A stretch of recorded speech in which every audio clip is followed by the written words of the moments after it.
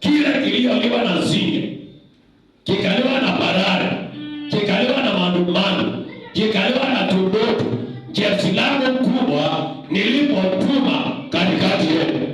Kuna mtu atarejeshewa. Chochote kiliibiwa lazima kirejeshe leo. Lazima na sisi tukatii sauti ya Bwana. When you obey the voice of God diligently, without problem, without zigzag, without compromise. We cannot compromise the voice of God. The voice of God is to obey, not to compromise. Joel 2:25. Kitabu ni cha Yoeli mstari wa 2, kifungu cha 2 mstari wa 25. Nami nitawarudishia hiyo miaka iliyoliwa na nzige. Kuna miaka iliyoliwa na nzige. Ilikuwa nimesoma kwa kitu, lakini nasemanga hivi. Kuna miaka yetu iliyoliwa na nzige.